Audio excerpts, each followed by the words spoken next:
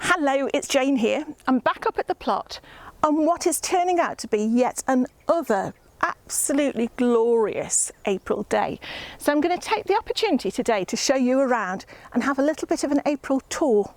Although, to be honest, it's been so dry, I'll come back onto that later, that it might be a little bit of a spot the difference with the March tour, but we'll have a look around anyway. I'm sure there'll be a few surprises. What's going on in the greenhouse, Jane? I'll tell you, not a lot. Compared to previous years where usually these shelves are full, things are stacked up on the floor, both sides are absolutely full. If I can just show you, we've actually got, look, how often does that happen? We've actually got bare bits of staging there, but there's a good reason for that. If I just tell you quickly what's still in the greenhouse, I've got tomatoes here, I've got courgettes, I've got my peppers there. That far corner is all onions and leeks. Really, I should be hardening them off, but to be honest, I haven't. More onions and leeks at the back. And on this side, let me just see, yeah, I've got more peppers, a few marigold, really, that I don't need to seed, but I'm always worried that I'm not going to have any, and some dahlias, and I'll bring you in and show you how the dahlias are doing. Okay, remember I planted that one honker because I liked the name and I squeezed it into the pot in that last video. But if you have a look, it's like magic. These tiny bits of green all coming up, bless them. So that tells me that is a really healthy tuber and it's going to do well. But the other one that I'm really pleased about, if I can just take you over here without wibbly wobbling too much, is the one that I just called red one. If you remember, it's that great big one that I dug up from last year and then didn't clean the mud off and had to clean the tubers because pretty much half the tubers had rotted, but there was still some sign of life on it. And if we look here, look there, can you see there? And up here, can you see there? Oh, it's just brilliant, isn't it? You know, I really thought I'd mucked that one up and I wasn't going to get any dahlias off it this year, but I'm so pleased. So yeah, just keep having to talk to the other ones and tell them to get a move on, really. But dahlias, I'll go. In the double greenhouse, we've got, remember I said last time we'd hacked all these back? I'd given it quite a haircut. Well, have a little look at the grapevine now. I mean, even from when I last looked at this a couple of days ago, these have really come on. So yeah, sometimes being cruel to be kind is really helpful. So I'm really pleased with that. And I am going to show you this. If you have a look at this, I'm not going to call it a monstrosity, but let's just say it bent a bit in the making. That is the future of where one of my sets of melons, if you'll excuse the term, is going to grow. So no, it's not quite as pretty as Jim's structure over on the Lake Effect Gardener, but you know what? If it does the job, I don't care. Well, I do really, but yes, we'll soon have it covered in something and you won't be able to see that bit there, hopefully. And here's one of the reasons the greenhouse isn't as full as it usually is. We've got the sweet peas out here, which should be going in, I would hope, this weekend. Again, I'm going to keep an eye on the nighttime temperatures. And we've got their friends, the brassicas, there. So we've got purple sprouting broccoli, we have got greyhound cabbage, we've got walking stick kale, and they're just doing a bit of a job of hardening off. But you can see they're flagging a little bit. And that is lack of water. And again, as I say, I'll show you the water in a minute and you'll see why we're being really sparse with it. But yeah, it's nice that we're able to get them in and out and start hardening them off. And that is the level of our water butts at the moment. Yeah, our water doesn't go on for another couple of weeks. So although we've got about 7 or 8 of these, we really are trying to be quite sparing with our watering. So yeah, we could do with a bit of rain. The bush fruit is doing really well in the fruit cage. We did have a little bit of an issue where we found some ground elder in some of the raspberries that we'd moved, but we took the raspberries out, cleaned the roots completely, and I've popped them back in. So fingers crossed they're all going to be okay. These are autumn fruiting raspberries, these are polka. And I'll show you, they've come back really, really strong. There we go. You can see there, they look really, really healthy, but we are keeping a really keen eye out for any ground elder, because it is notorious for just leaving roots in the ground and really, really quite an invasive weed. So I have got another idea about the ground elder, a bit of a companion planting idea, but I'll come back to that at the end as well, because you know what, I'm just really, really pleased. And between the raspberries, you'll see there's a whole load of strawberries, because this was the strawberry bed. I'm just going to leave them in. I bet you spot some ground elder when I do this, don't you? Yes, I'm going to leave the strawberries in, and they'll just form a nice little mat, and we might get double the amount of fruit. So yeah, really pleased with the raspberries. Let me show you the currants. Of course, we've still yet to net this, but that is the black currant that I gave quite a good pruning. And if you look behind, this is why people say, you know, if you can be bothered to wait, take cuttings, because these were just some of the prunings off the blackcurrant, and look how they're coming. Absolutely brilliant. Also, this little friend, the red currant, doing very well. Very pleased with that. And I'm going to be in my own shadow here. The three little triplets. Hello. The gooseberries also doing well. So what's nice about this cage is they've all got their own space. So they've got space to grow. We can really look after them. And yeah, hopefully it'll pay off. Saying that though, the blueberries next door still aren't looking great. They are coming, so I don't want to repot them or anything just yet, but this might be their last year in the ground. We have used some mulch here. Someone had chopped down a conifer, so we've used that all the way along this bed. Might make a difference, but they're not looking great, are they? The asparagus is being incredibly stubborn this year. Last April, I had a little look at the video for last April's tour, if you like, and we just got our first... Oh, it's there! I've seen it! We've got 2 spears! Right, I'm going to bring you down and have a look. Oh, that's brilliant! Oh, look at those! What a pair of beauties. Well, I say beauties, but they're not really, are they? They're quite ugly anyway. They look like something off another planet. But to me, they are beautiful. I have waited for, well, I'm going to say 3 years. Not quite 3 years yet, because I haven't picked them, to see my own asparagus coming up like that. So, dead excited. I mean, oh, by the way, the whining you can hear behind me isn't me, it's Rocky. If you look at this, though, this is one of the reasons I thought they might be a little bit behind, because that is dry as old bones on the top.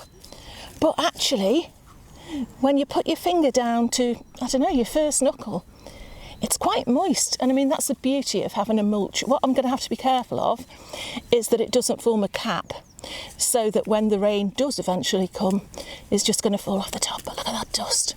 Good grief. But hey, no worries.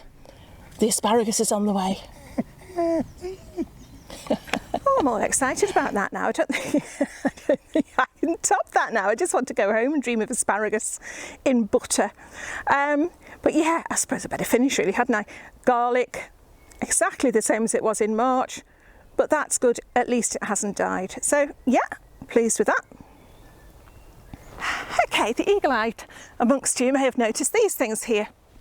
We've actually got our first set of bean canes up, and in my beans video I'll put a link to it somewhere, I was asking people if there was any truth to the fact that they grow better facing in one direction than another, and the general consensus was people who plant them north to south have a fairly reliable crop. So that's what we're going to do again this year. So we've got our beans in on this side, we haven't got our beans in, we've got our canes in on this. I'm getting carried away, so's asparagus.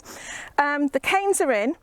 These have had a lovely trench dug with all sorts of goodness, old manure, some vegetable peelings, that sort of thing, put in there. So they are ready to be planted. However, on the other side, we are going to do more of a no dig. They'll be the same tent shape canes, still going north to south, but we're going to do a no dig one, and we're just going to try and compare which grow best, if there's going to be any difference. Because again, something that came up that I must admit I wasn't too aware of was that people were saying beans tend not to need much feeding, which I always thought beans were very, very hungry plants. The rate they grow and produce, you know, I imagine they took up a lot of stuff from the soil. So we'll see.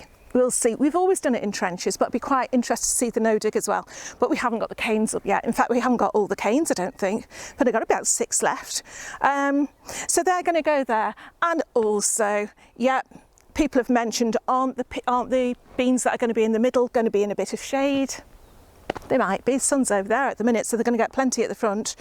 But we'll see to that when we get to it.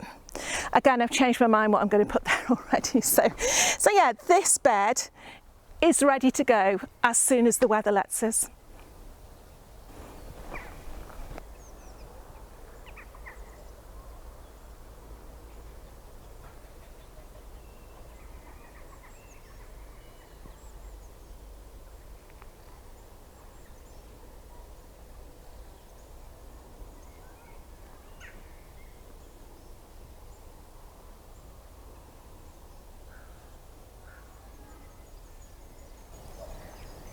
This little apple in the middle of the plot here has taken quite a while to blossom this year. It's quite a bit behind the others, but look, it's worth it. And that there is the other reason why our greenhouse isn't quite as full this year, because we've been able to make use of the space in the polytunnel, and yeah, it's doing really well. So let's go and have a look and see what's growing in here. We're getting plenty of flowers on the strawberries in here. So, I mean, this one's only in a ratty old basket, but I've got to make sure that I keep this watered because I want those early strawberries. But, oh, let me just show you what we've got here. This is going to twist right back around and again in a minute. It's something that was obviously in the strawberry bed. Can you see that? And that's a little bit of tree sorrel. And the centre just has this absolutely beautiful pink dust. And it actually grows into quite an ornamental plant, which you can eat as well. So that's really good. But if I take you to the next one, look how much of it's seeded in there. It's proper happy in that little pot. So, oh crikey, look at that. Yeah, proper happy to the point of perhaps becoming a bit of a nuisance. So in the next day or two, I will take this out and repot it or give it its own place in the garden, because it really is quite a pretty plant.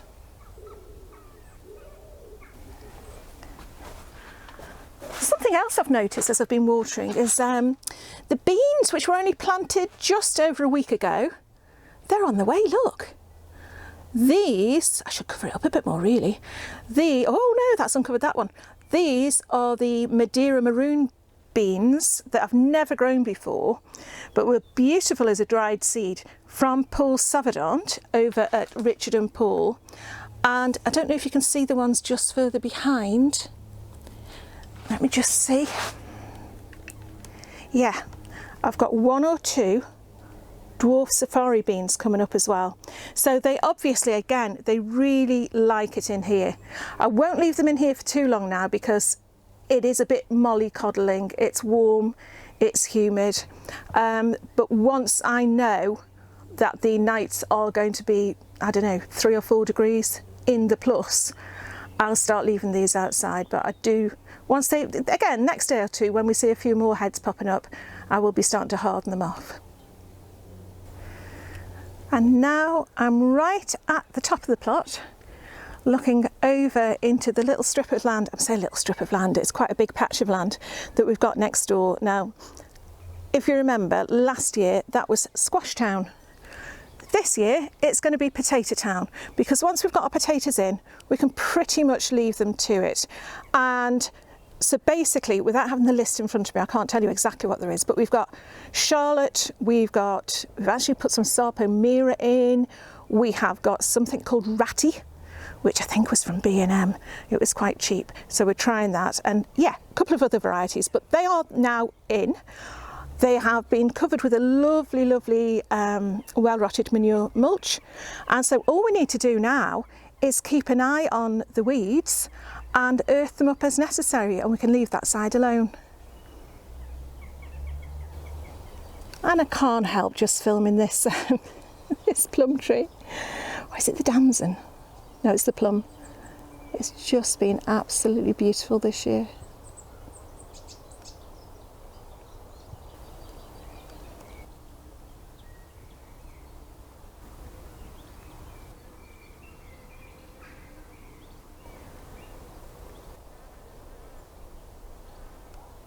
Okay, and if you remember, about 6 weeks, 2 months ago, I unceremoniously hacked a big old gnarly bit of rhubarb up into several pieces, and it's actually done really, really well. So never be too afraid of dividing your rhubarb if it's gone past its best, because there's the mother,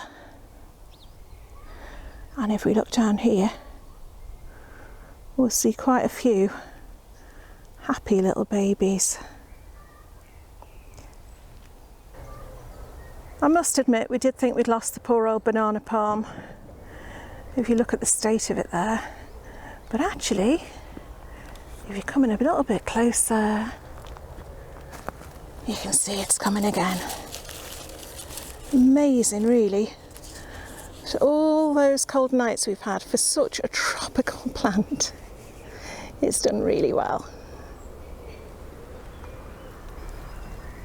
And just when it is so dry, try and spare a little thought for our fellow critters, because we all need to drink. So I'm just using a tiny bit of water to top up my little plant pot so that they can come here and have a little sip and a little relax.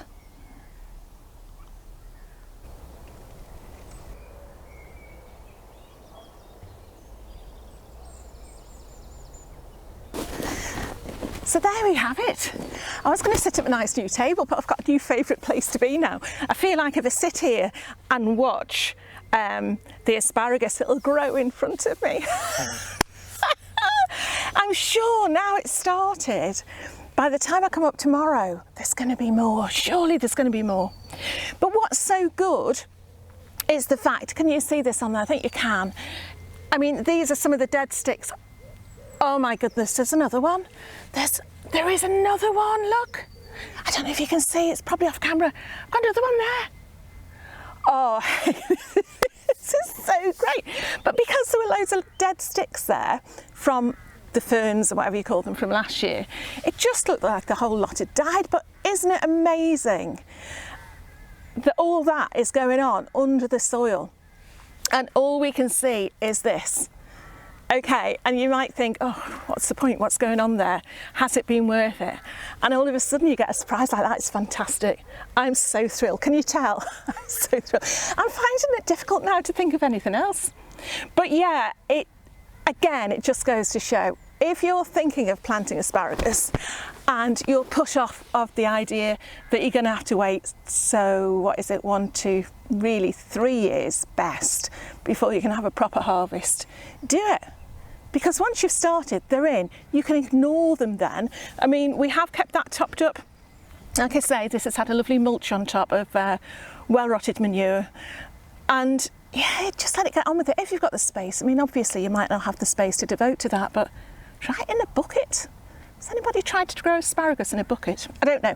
Anyway, that was the tour for April.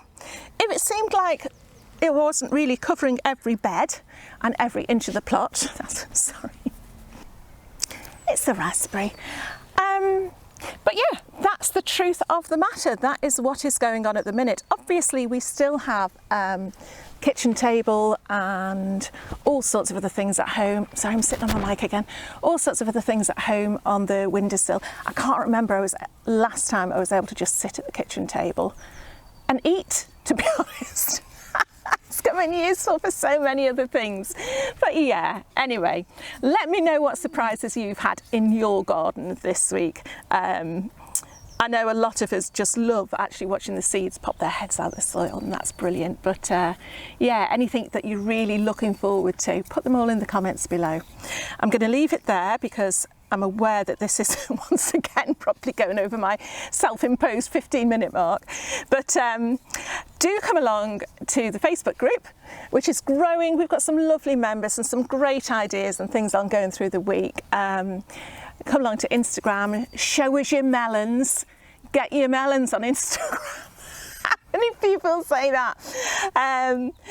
Yes, I'll leave a link to the Transatlantic Melon Challenge. Also, there's another challenge going on at the moment, Nick's Sunflower Challenge, which I've mentioned before. And I'll try and remember to leave a link to that below. So get yourself along there. There's all sorts going on. And again, all sorts of things to join in with. And I know I use the word gardening community a lot, and I mean it quite sincerely. It's just a lovely place to be. So I'm going to be quiet now. And yeah, hope you're managing to get, if not brilliant weather, because I know over in the States you are having or have had a ridiculous amount of snow. But yeah, hope you're managing to enjoy a little bit of gardening wherever you are. Okay, and I'll see you. I'm still smiling about this. I'll see you again very soon. Bye for now.